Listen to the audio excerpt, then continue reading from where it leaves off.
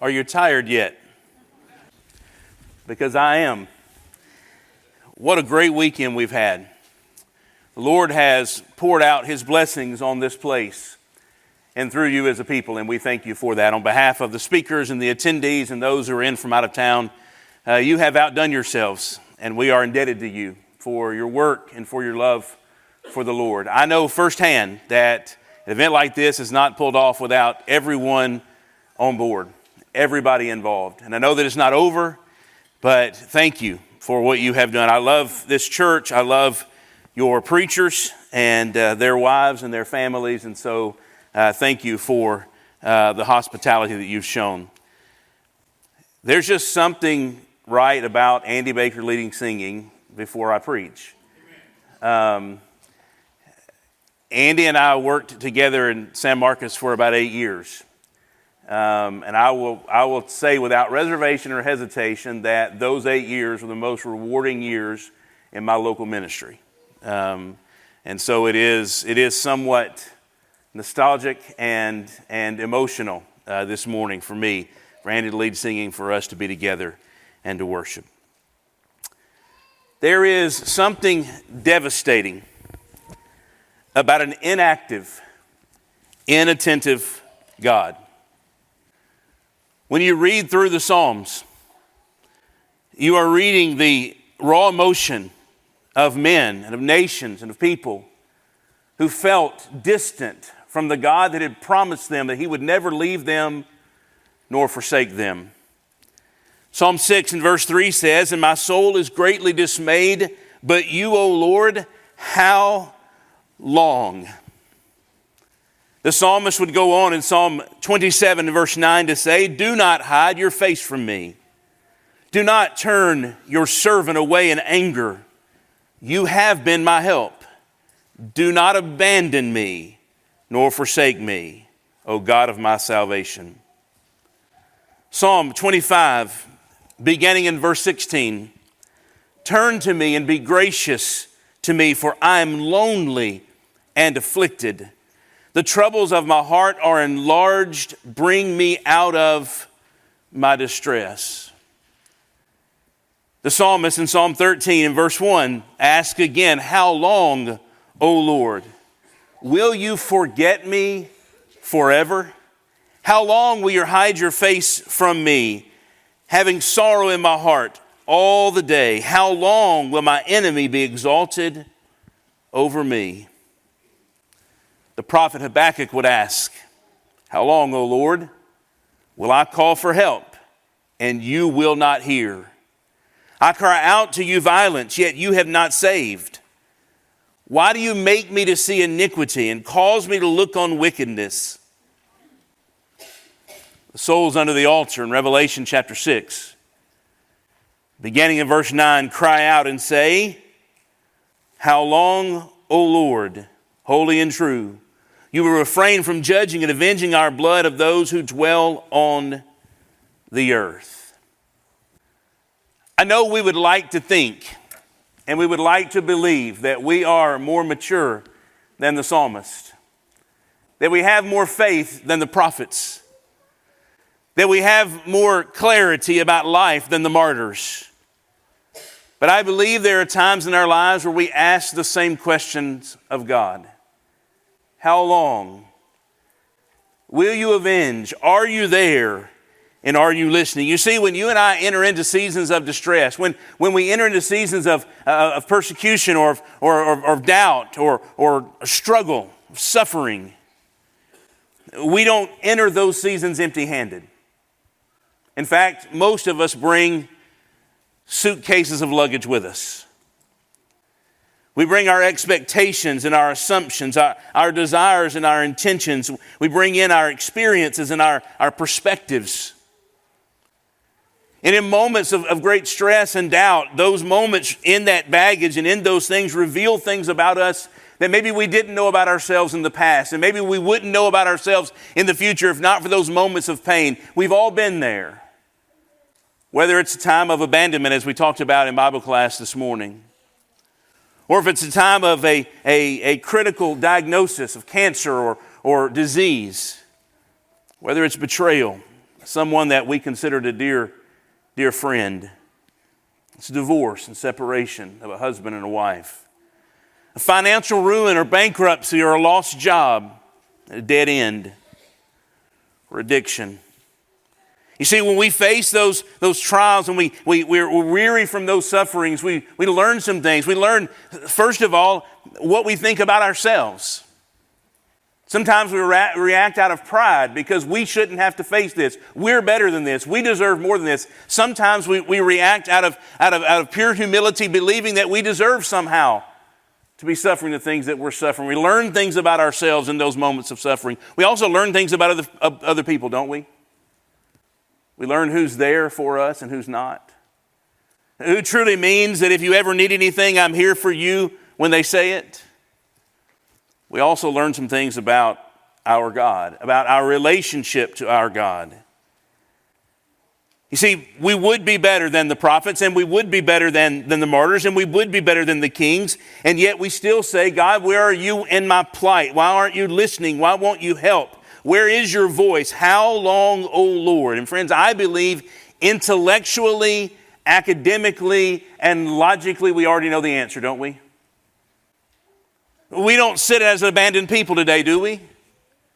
We're not alone.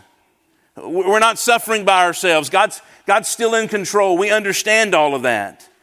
Intellectually, I know, and academically, I see, and logically, I understand. It makes perfect sense. Sometimes we have to wait on the blessings of God, right? That's the text. That's the pronouncement at the end of Isaiah chapter 40. But those who wait for the Lord shall renew their strength. They shall mount up with wings like eagles. They shall run and not be weary. They shall walk and not faint. Did you notice in that text, he does not say, those who call will renew their strength. He doesn't say those who cry out will renew their strength. He doesn't say those who with tears plead and will renew their strength. He says those who wait. But I'll tell you, waiting is a difficult thing, isn't it? You see, divine deliverance is not a DoorDash delivery. It's not an ATM machine. It's not an iPhone automatic update while you sleep in the night. To go back a few years, it's not a 30 minutes or less pizza delivery, or it's free. Sometimes we have to wait. And that's what Isaiah is calling on his people to do. That's what he's calling on us to do today, to wait on the deliverance of God, to not run ahead of him or lag behind him, but to wait patiently for him. Now, I believe waiting on God is made difficult by two primary things. Number one, waiting on God is made difficult because of what our text teaches us about him. If you go back up earlier in the text, and you start in verse 12 and you work your way through Isaiah chapter 40, you're going to learn some wonderful things, be reminded of some amazing things about the nature and character of God. And it's at the end of this list that Isaiah says, despite all of these things, you're not ready yet, and God's not ready yet, and so you're going to have to wait. For example, in verse number 12, God is revealed as the one who is all-powerful, who has measured the waters in the hollow of his hand and marked off the heavens by the span, calculated the dust of the earth by measure, and weighed the mountains in a balance and the hills in a pair of scales. God's in charge of all of this, and he's so powerful. And Isaiah starts this context by giving us this laundry list of accolades and praises about the nature and power and majesty of God. He is all powerful. In verses 13 and 14, he is all wise. Who has directed the Spirit of the Lord, verse 13, or who as his counselor has informed him? With whom did he consult, and who gave him understanding? Who taught him in the path of justice and taught him knowledge and informed him of the way of understanding? We know the rhetorical answer to those rhetorical questions, don't we? No one educated God. No one taught him. God doesn't bend his ear to a counselor to get advice on how he should do things. God is all-knowing. He is all-wise. He controls the waters and the sand in his hand with great power, and he understands everything without anyone ever explaining it to him. He has dominion over all the nations, verses 15 through 17. In fact, verse 15 begins by saying, behold, the nations are like a drop from a bucket.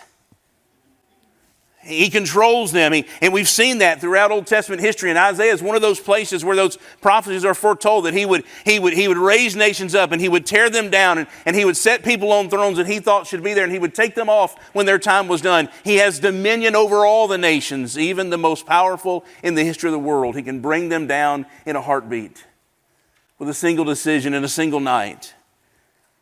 Furthermore, we learn in this text that there is no God like him, verses 18 and 20. To whom then will you liken God? Or what likeness, verse 18, will you compare with him?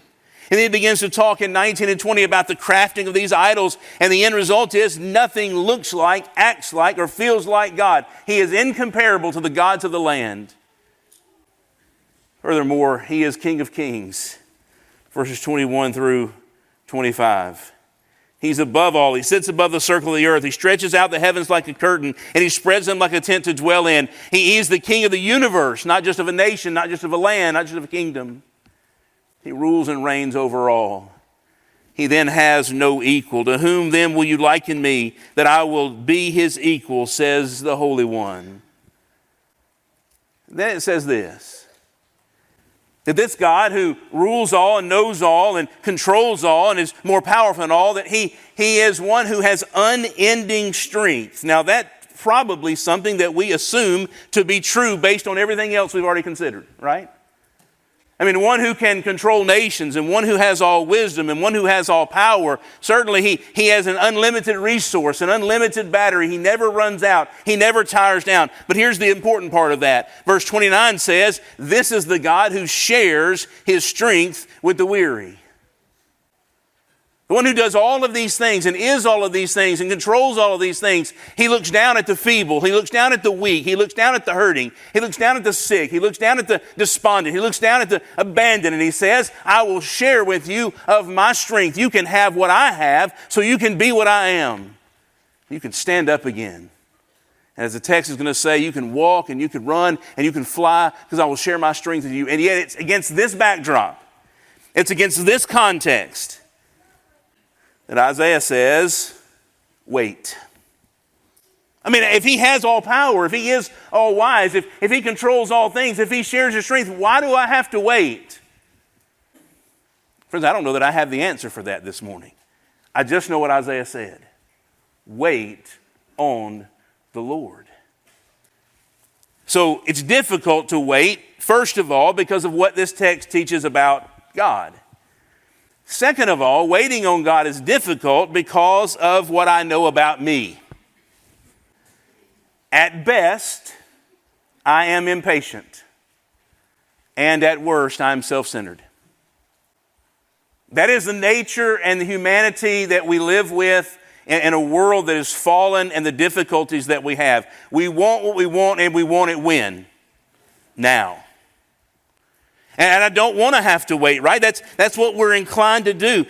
Who really chooses to leave home of their own accord at rush hour? No one. Why? Now, we may have to be there.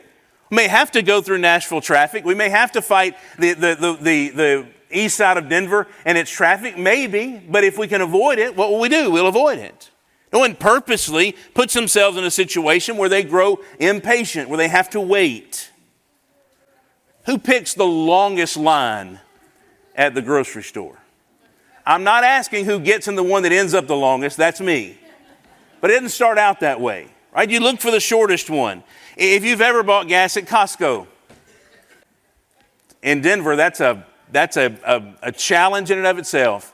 And you better pick the right lane because you could be there for days, it seems like, if you pick the wrong one. No one purposely puts themselves in a position to wait. Who enjoys the DMV? And why don't we?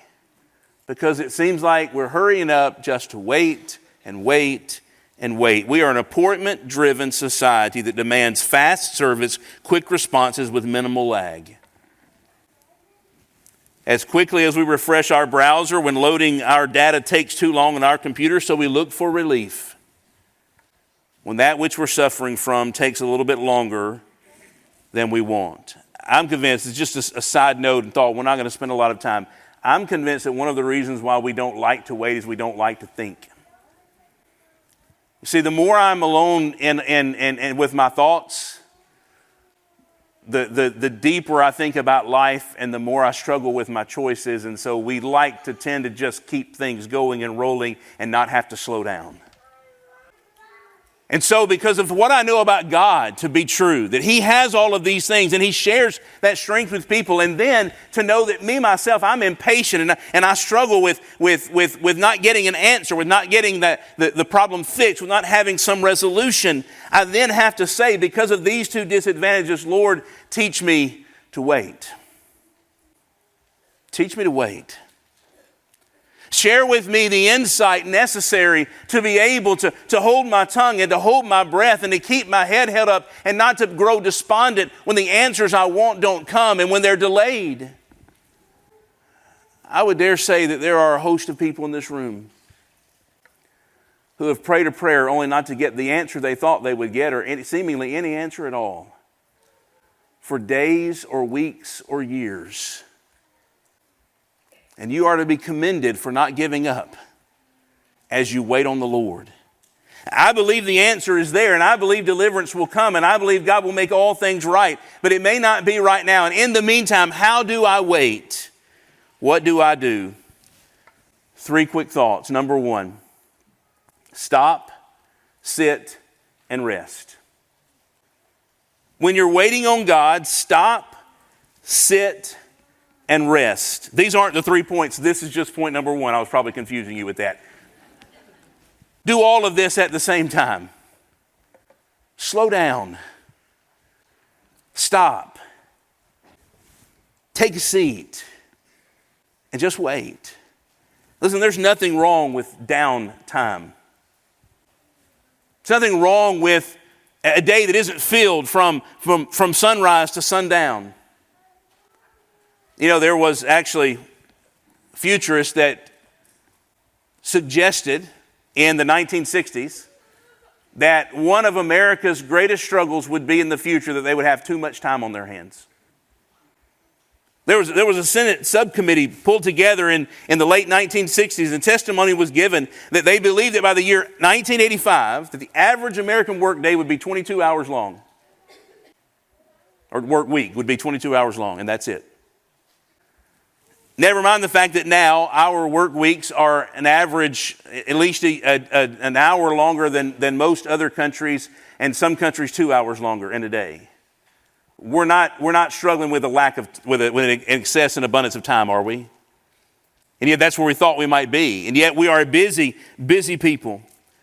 In fact, our spiritual lives even are packed so much. This weekend, you have been working and your energy has been expended. But you'll go to work tomorrow, right? You'll go to school tomorrow. Things will get back to normal in life and you won't get to slow down. And sometimes when we're waiting on God, we've got to stop. We've got to sit and we've got to rest and realize that everything doesn't have to be done today. Everything doesn't have to be answered this week. It doesn't have to be solved tomorrow. And we need to slow down. You know, even our spiritual existence. I read one writer who suggested that when we come across a thou shalt not in Scripture, we breathe a sigh of relief because that's one thing we don't have to put on our to-do list. It's one thing not required of us, and we like to see it when God restricts us and limits us because we're so busy. You know, when Joshua told the people to get ready to go over Jordan, he said, get ready because we're going over tomorrow. Joshua 3 and verse 5. When Samuel was told he would be crowning the first king of Israel, he said, I will show you him, 1 Samuel 9:16, tomorrow. Esther asked the king for a favor, and he said, I will give you up to half the kingdom. And she said, I'll ask you tomorrow. Listen, if today ends without those issues unresolved and we go to meet the Lord, those unresolved issues, unless they pertain to salvation, won't matter anyway. So sometimes just stopping and sitting and resting can change the course of our lives. I believe in the religious world as a whole, there is a return to the concepts of solitude and fasting and meditation. A number of books that have been written in the last several years emphasizing that for the sake of those who claim to belong to Christ. I'm not so sure those conversations are as popular in the church as they ought to be. we seem to still be wearing ourselves out. We tend to still be judging our faithfulness based on activity rather than relationship.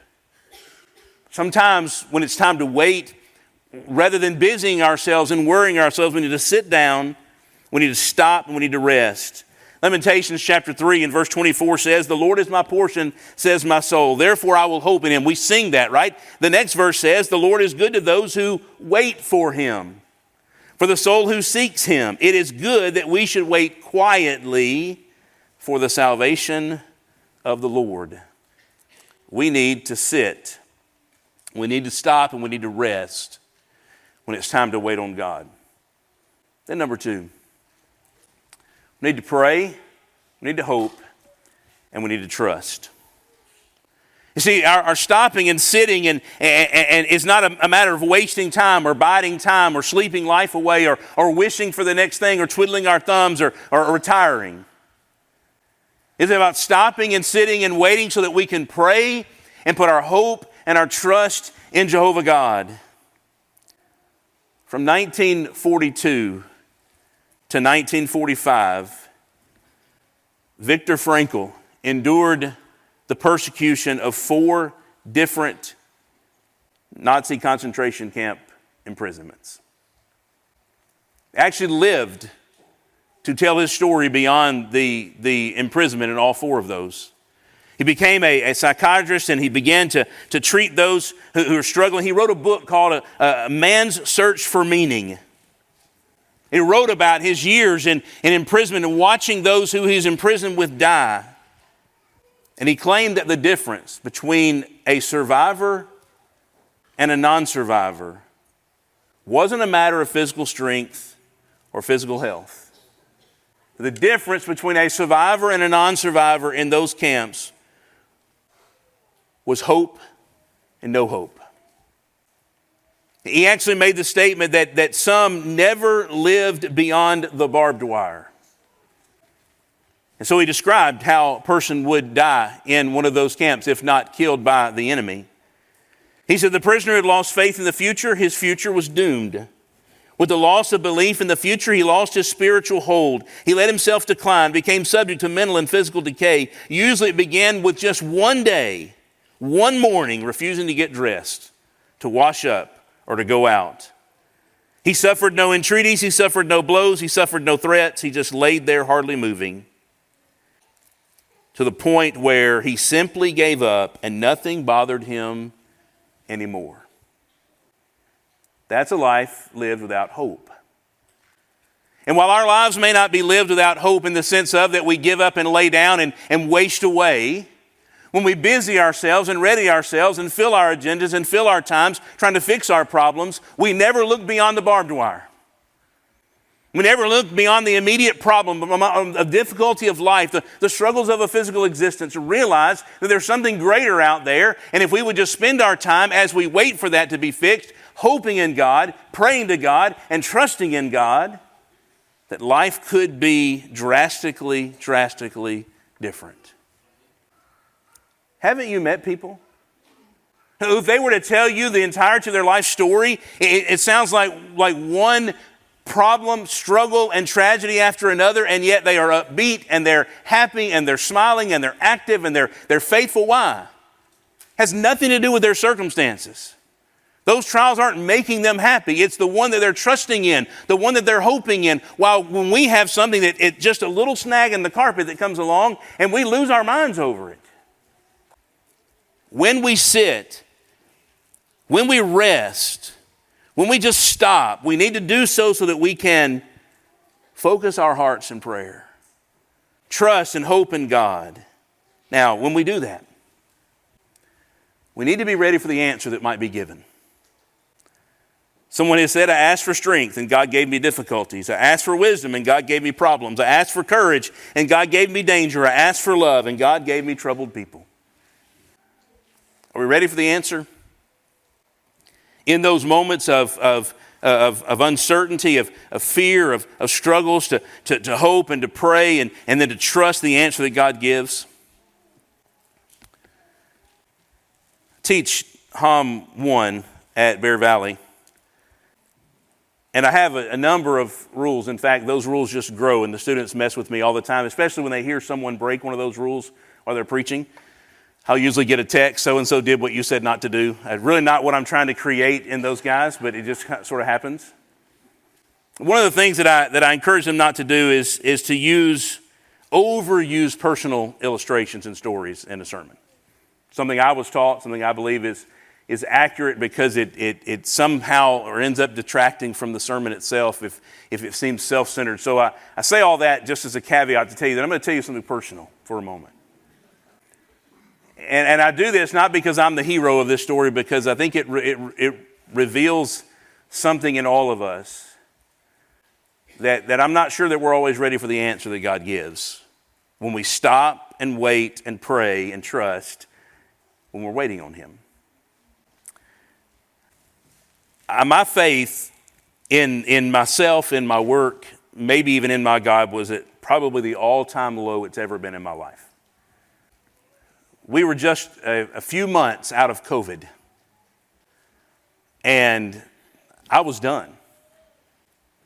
I was one secular job offer away from not preaching at all. I've been gone. And the reason for that is probably something that you can identify with. I sat in my office day after day after day wondering, how are we going to fix this? All the people who left and are not coming back, when are we going to get them? Of all the time that we lost in quarantine and the struggles, how are we going to fix that back? And I had to fix it. I had to be enough. I had to handle it, and I couldn't do it. And I would sit and I would stare at walls and I would cry tears.